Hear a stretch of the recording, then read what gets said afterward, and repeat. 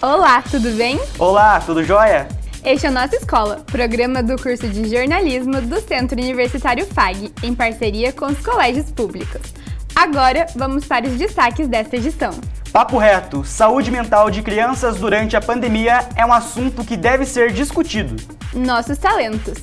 Bianca, de 8 anos, faz bonecos de amigurumi para venda. Play na carreira, hoje é dia de conhecer o mundo da educação física. Fique ligado!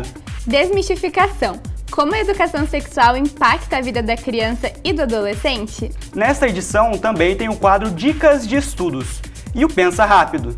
Tudo isso você vai ver a partir de agora aqui no Nossa Escola, que só está começando.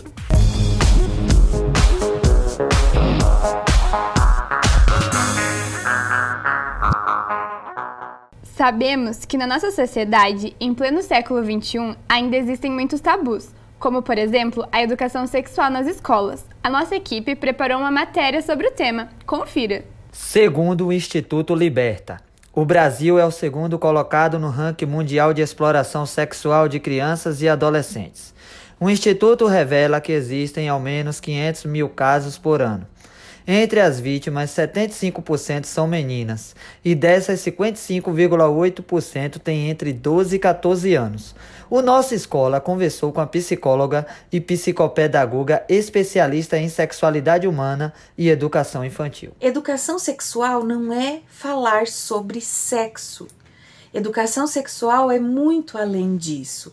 É o respeito pelo próprio corpo, o cuidado, a questão do espaço corporal, denominar as partes do nosso corpo. A grande questão da falta de educação sexual nas escolas se refere justamente a essa questão que sem educação sexual a criança ela fica muito mais vulnerável, porque ela não entende o que acontece. A educação sexual no Brasil ainda não é um assunto fácil de ser discutido, devido à diversidade cultural, política e religiosa, que interferem no esclarecimento da sexualidade. E desse modo, crianças e adolescentes acabam padecendo pela falta de informação. Para comentar o assunto, a repórter Gabriele Lira conversa com a pedagoga Jussara Chagas. É com você, Gabi! Oi, Samuel! Nosso papo é aqui com a professora Jussara. Oi, prof, tudo bem? Oi, tudo bem, e contigo? Bem também. Prof, como pedagoga, como você vê a importância da educação sexual nas escolas? Bom, eu acho extremamente legal falar sobre isso justamente para desmistificar algumas coisas. Quando a gente fala educação sexual na escola, vem muita informação através das mídias, muita informação através da televisão e tudo mais, e fica algo meio que bagunçado. Quando a gente entende que um dos fatores, por exemplo, da gravidez na adolescência é a falta de informação, a falta de conhecimento, nesse momento a gente já consegue defender a educação sexual nas escolas, mas não no sentido de ensinar propriamente a casos e situações, mas ao respeito ao corpo, a questões de, por exemplo, saúde, higiene e entre esses fatores, do respeito realmente, né, Gabriele? E como você vê que esse conteúdo ensinado nas escolas reflete na vida dos alunos? Bom, como a gente sabe aí, uma grande parcela das crianças, e a gente pode chamar de criança até porque, até 12 anos nós temos uma criança na nossa frente. A partir do momento que essa criança ela tem conhecimento, tem essas informações, ela já consegue falar, sobre seus sentimentos, sobre as suas emoções, ela consegue reconhecer a parte anatômica do seu corpo, reconhecendo órgãos, consegue perceber até onde ela pode ser tocada, até que ponto deve haver respeito, esse conteúdo, essa aprendizagem, essa proteção que a escola pode sim proporcionar para essas crianças é justamente a ajudar a desenvolver essa criança, a ajudar a desenvolver esse menino, essa menina, justamente pelo próprio índice, né? Porque se a gente vai procurar, se a gente vai pesquisar aí na internet, pelo IBGE, pelas estatísticas, a gente já percebe que, ainda assim, no Brasil, a gente tem grandes casos de meninas grávidas, né, com a gravidez indesejada, por exemplo, e sem essa informação. Então, nesse sentido, a gente consegue orientar, né, nós professores, a educação, a escola, enquanto função social que ela tem, a orientar o que se caracteriza um afeto realmente, o que é violência, e ela consegue talvez ter esse discernimento sobre isso, né? E como esse ensino pode ser inserido aos alunos, prof? Na educação básica, a gente já tem o ensino de ciências, o próprio currículo da cidade de Cascavel, por exemplo, ele é muito amplo e muito didático.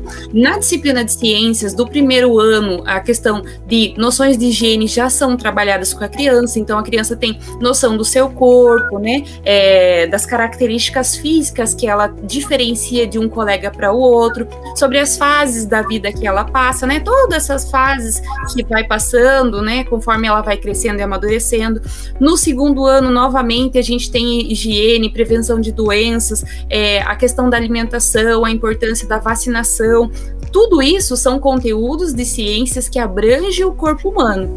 Chegando lá pelo quarto e quinto ano, a gente terá o assunto mais direcionado, né? Esse assunto ele vai se afunilando, então, sai aí das fases da vida, sai desse período de saúde, higiene e tudo mais, para dar uma atenção especial, digamos assim, aos sistemas do nosso corpo. Não é só sistema respiratório, cardiovascular, sistema imunológico, sistema esquelético, não, mas entre eles o sistema reprodutor, que é o assunto de ciências que vai possibilitar essas crianças, por exemplo, conhecer o seu corpo, conhecer as principais funções desses órgãos, para que eles servem, por exemplo, né, como principal função a manutenção da sua espécie, né, da nossa espécie, e junto com isso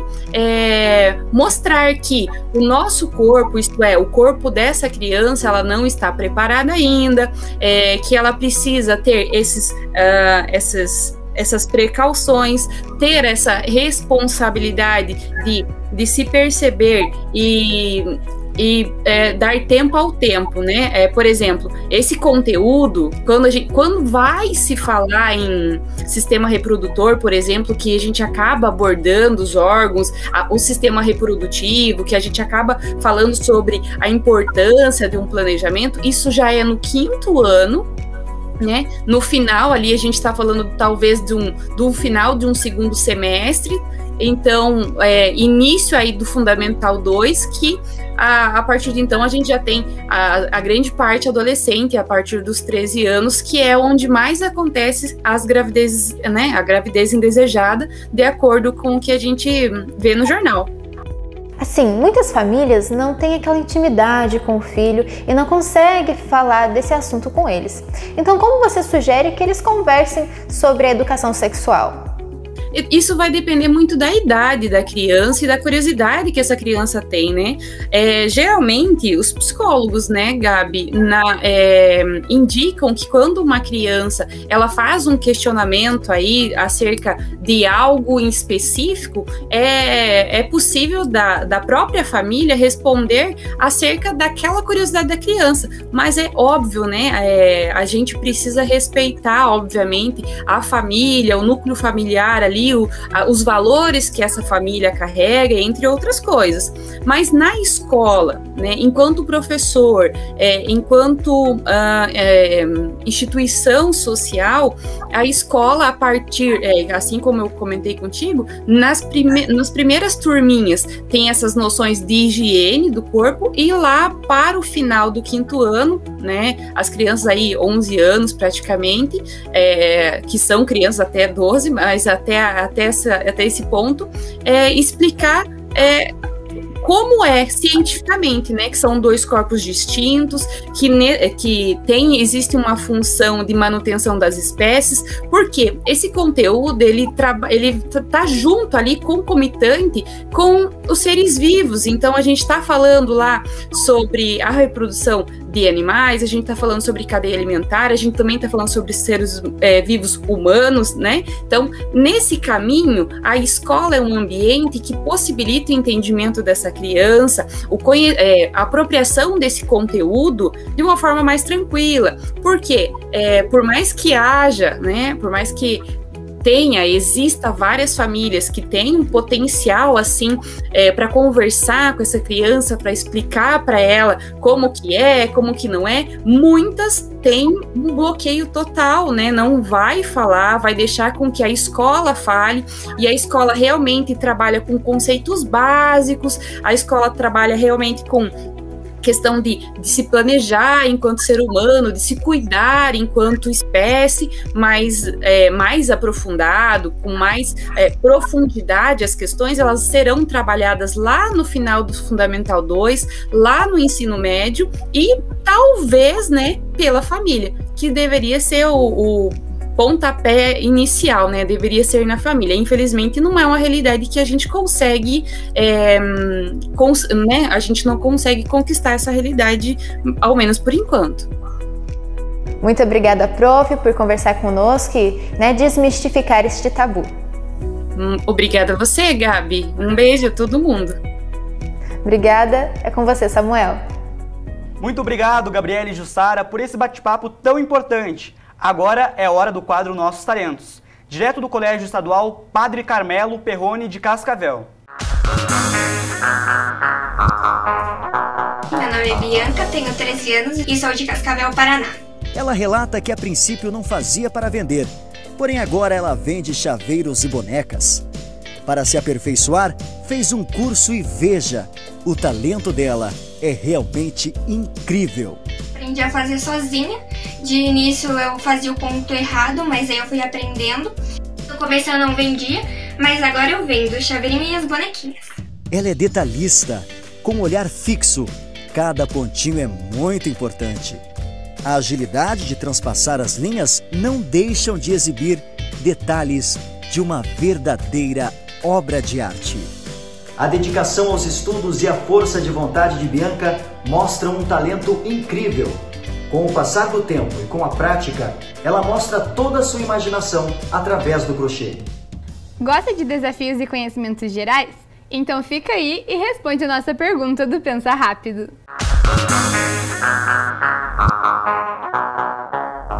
Vamos testar o nosso conhecimento com um Pensa Rápido de hoje?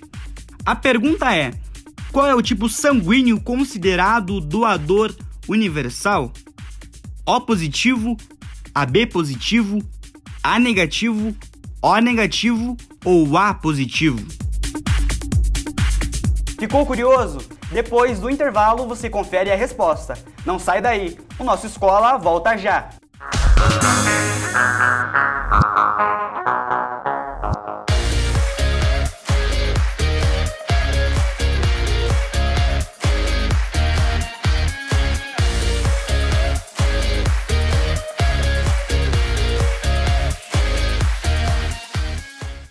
Conectados ao mundo. Somos todos, somos um só, somos muito mais. Global Connection. Descubra um novo programa de pós-graduação Centro Universitário FAG. Acesse o site e conheça os cursos disponíveis, conexões internacionais e experiências transformadoras. fag.edu.br/pós. Inscrições pelo fone 4533213964. Pós-graduação Centro FAG. Global Connection. Realize.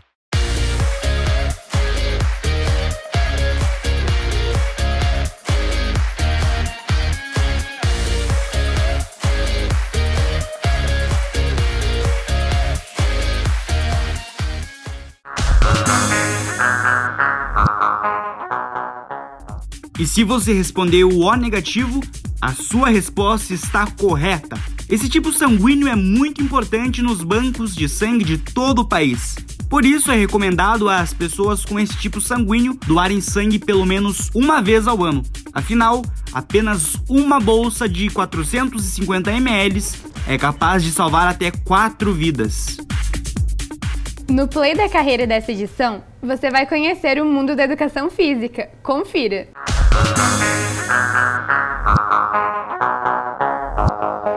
A área de educação física ela vem numa crescente, né? Principalmente nos dias atuais, e acreditamos que ele terá ainda um boom ainda maior com essa questão do pós-pandemia. Então hoje as pessoas buscam muito, principalmente a área do fitness, né? A área das academias, as clínicas personalizadas. Então essa é uma das áreas que está em maior evidência.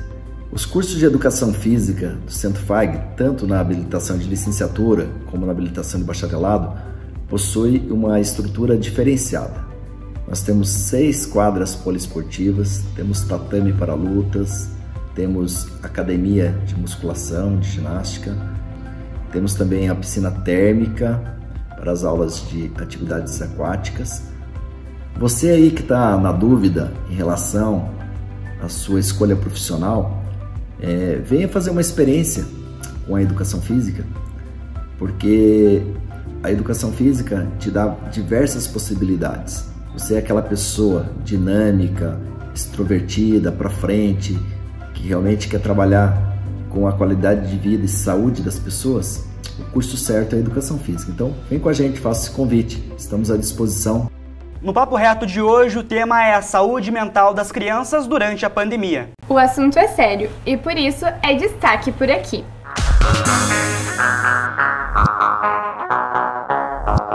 Muitos adolescentes e jovens são submetidos a tomarem decisões cada vez mais cedo. Porém, eles não têm formação psicológica para enfrentar determinadas pressões. Milhares de jovens brasileiros sofrem com algum tipo de transtorno psicológico, devido muitas vezes às mudanças no aspecto físico, emocional e social, que acabam influenciando o comportamento dos jovens e podem aumentar os transtornos psicológicos. No Brasil, segundo a Organização Mundial da Saúde, a OMS, o suicídio já está classificado em 3º lugar, como a principal causa de morte em jovens de 15 a 19 anos. Segundo a OMS, metade dos problemas psicológicos surgem a partir dos 14 anos. Nós conversamos com Michele, mãe do estudante Miguel Luiz, de 7 anos, que está enfrentando um transtorno alimentar devido à ansiedade desenvolvida durante a pandemia. Em outubro, até o final do ano, a gente sempre ouvia os comentários. Nossa, Miguel engordou. Nossa, como Miguel tá gordinho. Aí fiquei preocupada, levei ele no pediatra. Foi onde a gente constatou que ele estava realmente acima do peso. Ela ainda relata a dificuldade financeira vivenciada pelas famílias brasileiras. Veio muitas crianças transferidas de colégios particulares para a municipal devido à renda familiar ter sido comprometida, né? Pais que perderam emprego. Comigo aqui no estúdio está a psicóloga Elaine Oliveira. Ela é especialista em avaliação psicológica. E hoje iremos falar sobre a saúde mental de crianças e adolescentes. Seja muito bem-vindo à nossa escola. Obrigada. Como agir com uma criança que está há mais de um ano fora do ambiente escolar e do convívio social? Essa é uma realidade que nós estamos vivendo atípica, né? Por conta da pandemia. Quando nós falamos a criança fora desse convívio, né? Vivendo esse isolamento, é algo que não é muito legal. Então, nós precisamos de estratégias para poder lidar com essa criança e com esse adolescente, proporcionando atividades, né, de acordo com a idade, no caso da criança, atividades lúdicas, atividades para o adolescente que possa engajá-lo, mesmo que virtualmente, por conta, às vezes, precisa estar isolado, né, mas usar também, através do celular, o convívio dele com os amigos, a interação social continue nesse tempo, para que quando passar ele também continue esse relacionamento com os amigos, que faz parte e é muito importante na adolescência essa interação com os amigos, né, com as pessoas. E de que forma os pais podem trabalhar em conjunto com o tratamento para obter um resultado melhor? Quando nós falamos na adolescência, é um momento próprio, como todos os ciclos da vida, né, tem seus momentos próprios e os seus conflitos também. A adolescência, falando, né, dessa parte, nesse tempo de pandemia, olhando a adolescência em si, que já acontece naturalmente um distanciamento dos pais. Esse distanciamento muitas vezes causa conflitos na relação, mas agora, nesse tempo, já está mais junto, né? Tanto os adolescentes quanto as crianças, o convívio, às vezes os pais estão trabalhando em home office, em casa, então assim, há um convívio maior, diferente do que era habitualmente, né? Mas esse convívio maior gera conflitos e precisa de um manejo especial. Algumas técnicas é preciso que os pais coloquem para tanto a criança quanto o adolescente, né, para que eles façam e fiquem mais relaxados, né, durante isso. Não deixe de esse convívio, mas ao mesmo tempo não deixe de fazer aquilo que é preciso fazer, as regras, né, a ajuda em casa, né, o trabalho. Os pais podem sugerir a esse adolescente para ajudar, entre outras atividades, também as atividades prazerosas, né? Assistir um filme, né? Programar alguma coisa, mesmo estando ali em casa. Fazer algo em família, né? Muito importante, sem pressão, sem muita, sabe, não, você precisa fazer nesse tempo, não, respeitar o tempo, tanto da criança quanto do adolescente, mas não deixar de falar, né, de interagir nesse convívio. Qual dica você daria para aquelas famílias que precisam manter os seus filhos em isolamento social e não conseguem dar um suporte para essa criança? Então, atividades, muitas atividades, ocupar o tempo. No caso da criança, né, dos pequeninos, tem que gastar energia, né, mesmo em isolamento, em casa, precisa gastar energia, precisa criar ludicamente atividades para que eles façam isso, né? Nem que for ficar pulando, né? Brincando de bola. Dentro de casa, se não é possível, sim, mas fazer algo para gastar energia no caso das crianças.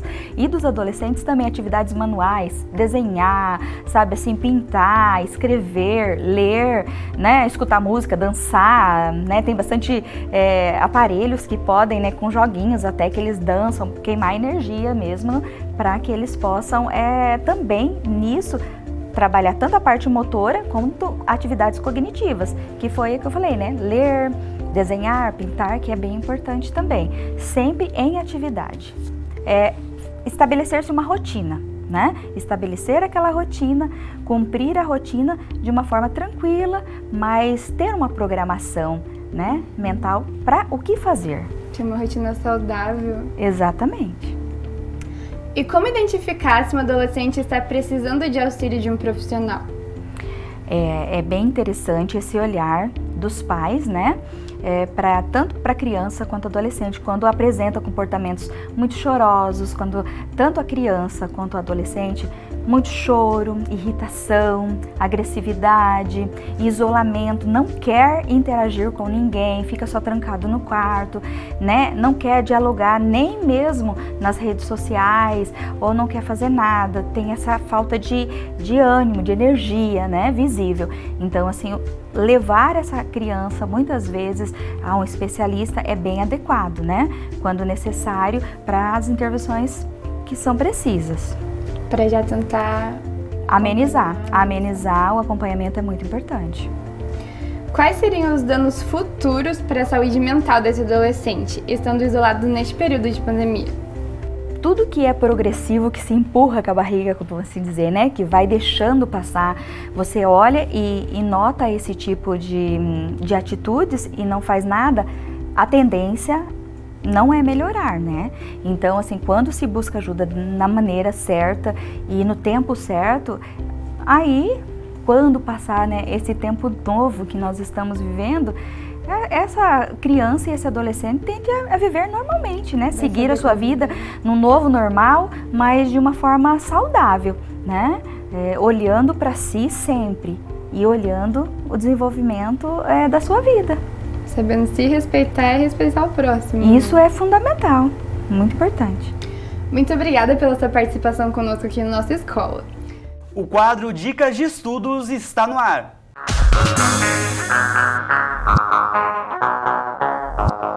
E aí, meu amigo, tudo tranquilo? Estudando muito? Temos que estudar porque o Enem está chegando. E o Enem chegando, lembre-se, é a sua oportunidade de entrar na universidade, hein? Muitas universidades usam o Enem, inclusive públicas e privadas, todos usam o Enem, certo? Então você tem que focar no Enem, que é a prova que dá mais chance para você entrar em qualquer canto desse Brasilzão, certo? Inclusive aqui, certo? Então vamos lá. Quando eu falo em matemática, certo? Você tem que lembrar que em matemática sempre tem alguns assuntos que são mais frequentes. E quando eu falo em geometria espacial no Enem, praticamente a maioria delas, quase todas, pensa ou em alguma coisa de planificação ou em volume. Por isso eu já vou me enfatizar a aula de hoje mostrando sobre volume. O que você precisa lembrar das fórmulas? A gente sempre vê um monte de fórmula para volume, mas não é tudo isso que você precisa. Claro que o volume que mais aparece é do cubo, certo? Mas o cubo resta o cubo, é a figura mais simples. Eu quis listar aqui as outras que você tem que tomar cuidado. Primeiro eu coloquei aqui prismas e cilindros. Lembre-se, prismas e cilindros, como é que eu identifico o prisma? Um prisma é quando o polígono da base é igual ao polígono do topo, daí é um prisma. Eu coloquei aqui o prisma de base quadrada, mas pode ser base hexagonal, base pentagonal, vários tipos. Eles são todos prismas porque se o polígono da base é igual ao polígono do topo. Então, polígono da base igual ao polígono do topo é prisma. Perfeito? Então sempre lembrar disso. Polígono da base, polígono do topo igual, prisma. Então eu botei o exemplo de um prisma aqui.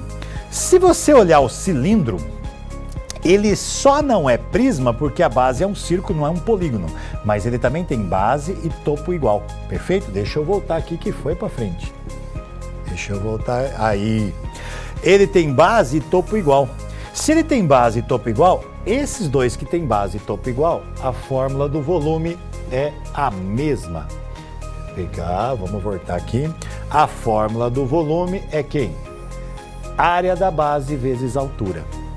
Polígono que tem base e topo igual, área da base vezes altura. Professor, é área da base? Ué, depende do polígono que você estiver trabalhando. Se for um quadrado, é lado ao quadrado.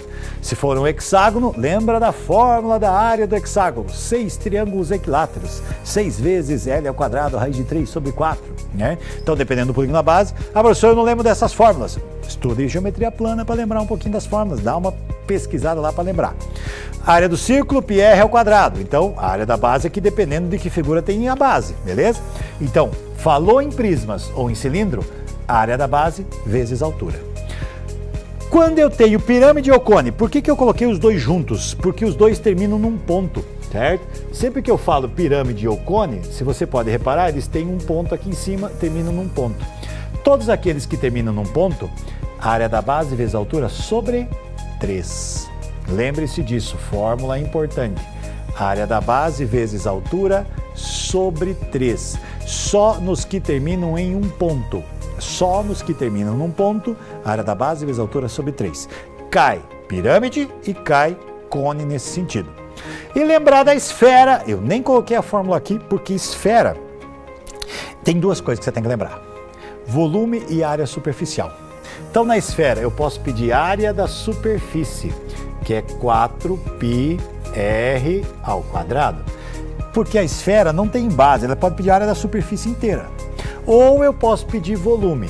Volume é 4/3 de πr ao cubo. Eu não coloquei a fórmula aqui para enfatizar para você. Essas fórmulas você precisa saber.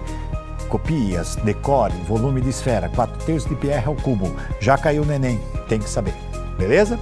Então lembrar, a esfera tem uma fórmula específica. Os outros, tudo é em função de área da base vezes altura. Então, prismas, área da base vezes altura, só. Terminou, a figura termina num ponto que cai pirâmide e cone, área da base vezes altura sobre 3. Um abraço, até uma próxima oportunidade. Eu espero você aí um dia para a gente conversar um pouquinho mais sobre matemática. Quer ver essa dica completa e muitas outras? Se cadastre no site que está aparecendo na sua tela ou por meio do QR Code.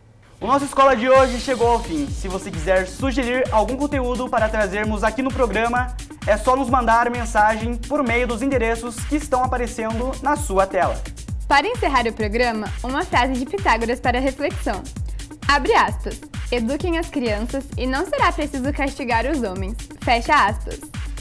Tchau e até a próxima. Tchau e até mais.